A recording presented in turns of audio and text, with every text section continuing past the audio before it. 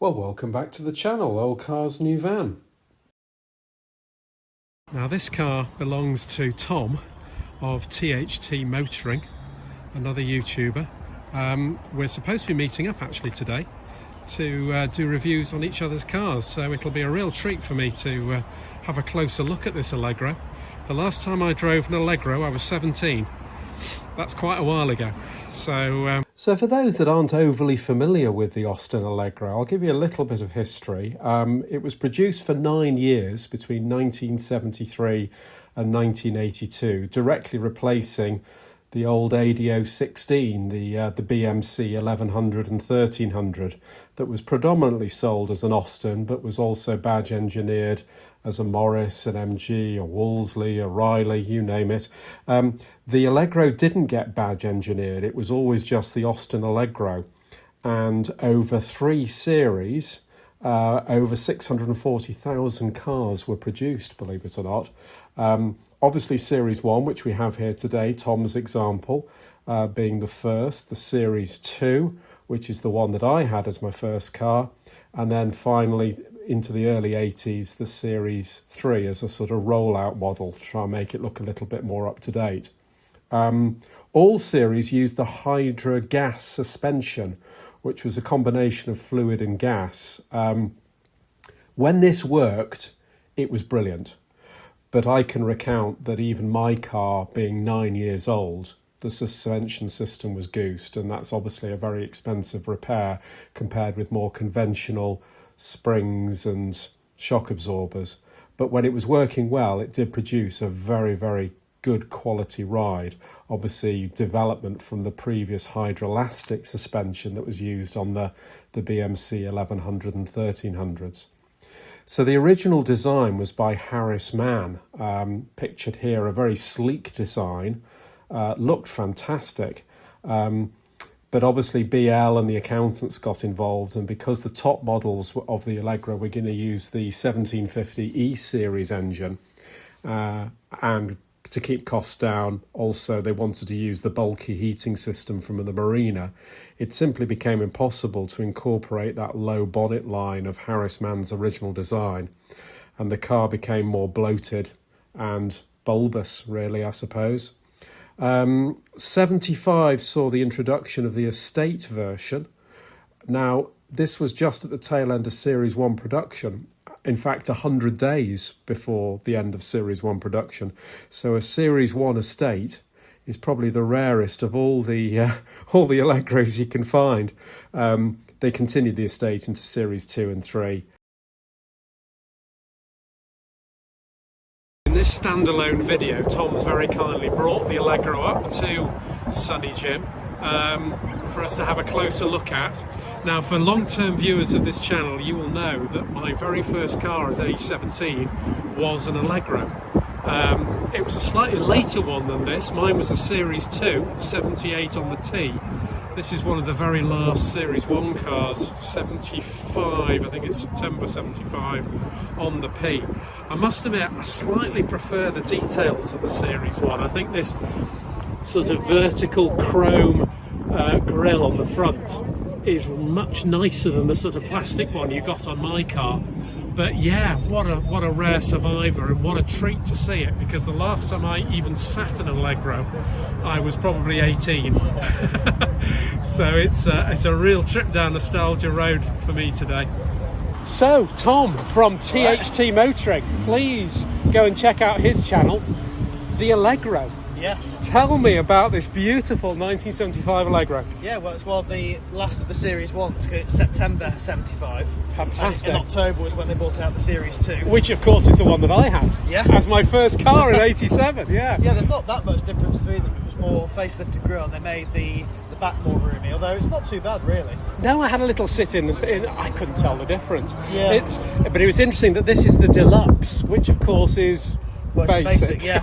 I think the theory with that, because you assume deluxe sounds posh, but I think because of the whole communist ideology of British Leyland, a lot of people said, I think they gave it that name to try and make poor people not feel like scum.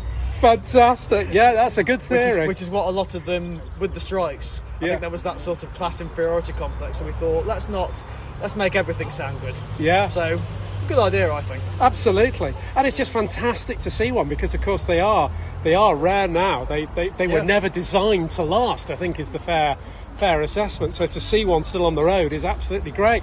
What drew you to owning an Allegro? Well, I had the Triumph Spitfire 1500 as my first classic, had that for 2 years, and I kept that in my mum's garage, and then I bought my own house and that didn't have a garage, so I thought I won't keep the Spitfire there, but also the Spitfire was only really suitable for a few days a year. You couldn't really enjoy it too much, and sometimes when you just want to go home after a long day, sometimes you want something with 4 seats and a proper roof on it. So quite a practical classic, really. Yeah, I mean the thing is though, the boot, it's big. Apart from the opening, it's like the prison hatch opening, I call it.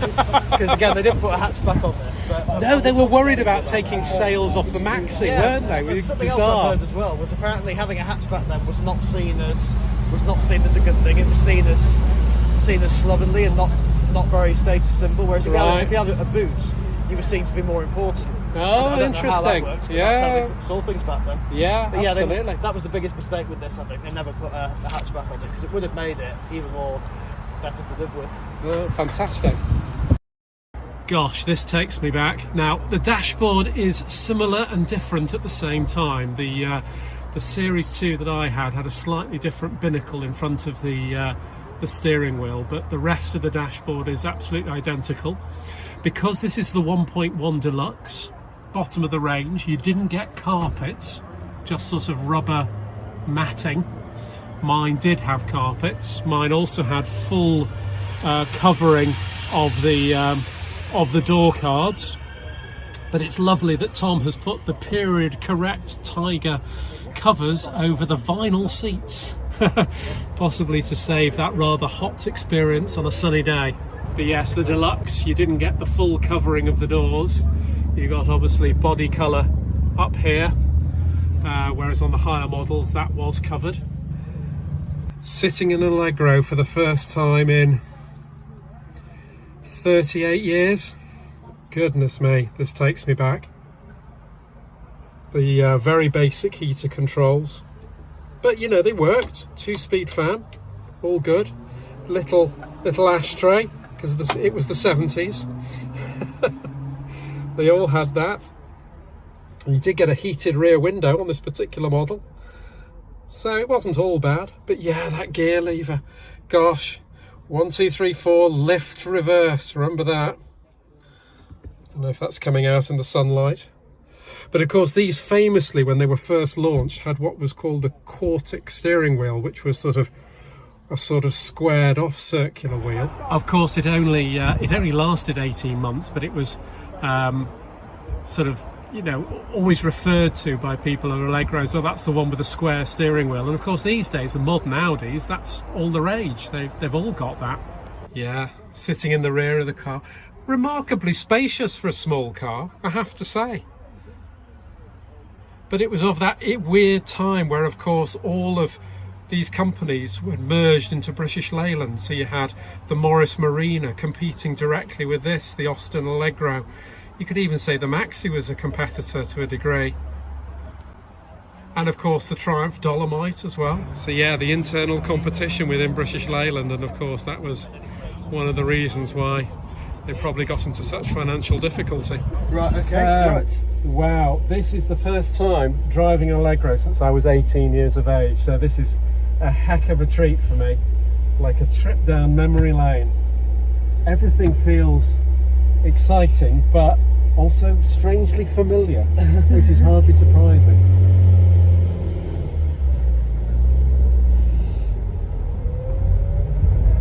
Oh wow, yes, that transmission whine. That noise. The A-series. Once you get to about a quarter on the temp, you can probably, in fact, I might just close that down a little bit. This won't corner as tight as the Sunny will. No. Oh really? No. And it won't do the bumps as well either. It's pretty bouncy, isn't it? Yeah.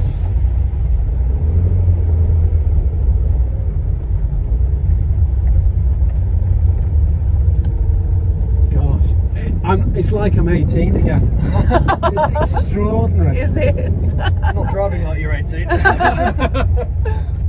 Whoa. It's seriously bouncy.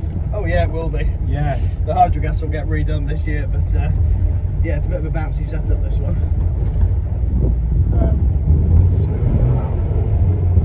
Wonderful. There's our friends. How's it feel? It feels extraordinary. I mean, as I say, it was my first car, so there was many emotions attached to it.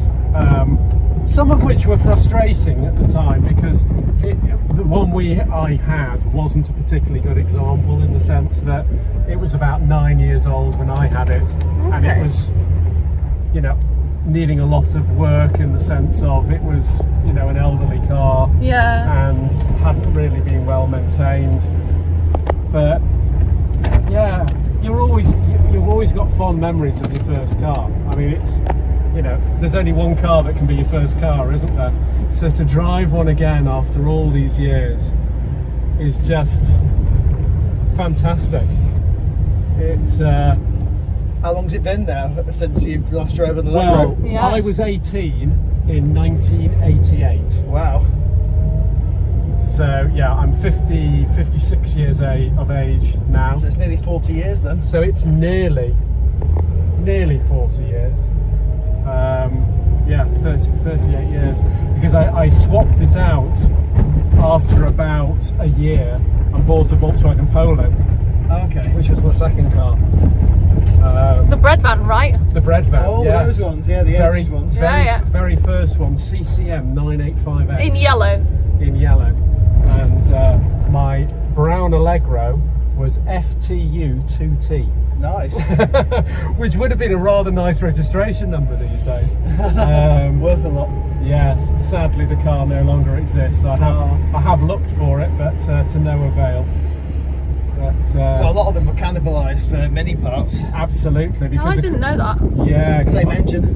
Mine was the 1300, so the 1275 was straight out of a Mini, so no doubt the engine was, as Tom said, was sought for by a Mini driver.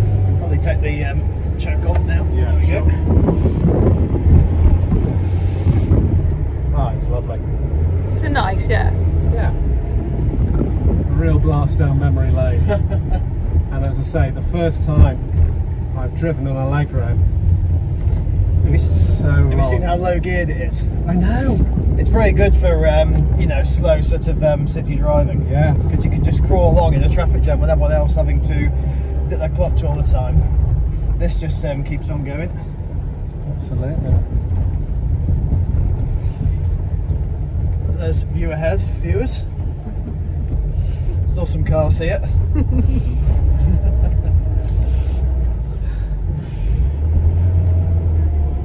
Oh, it's lovely. I'm glad you're enjoying it. Would you fancy another one then? Do you know what?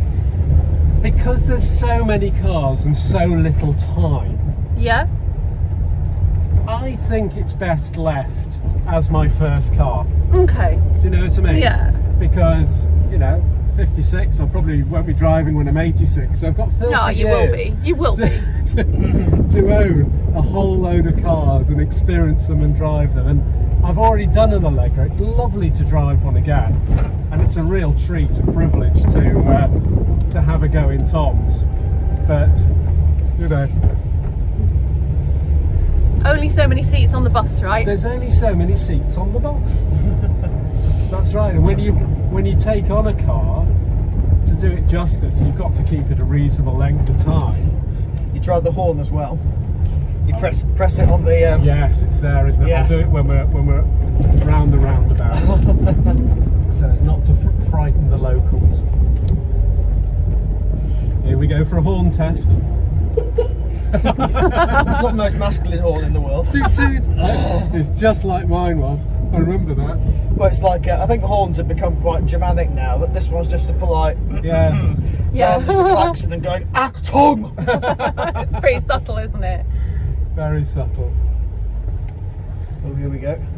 Oh, that's lovely. Yeah, you are on the road, guys. Not realising they're on the actual track. No. That's fantastic. Oh, Beautiful. terrific.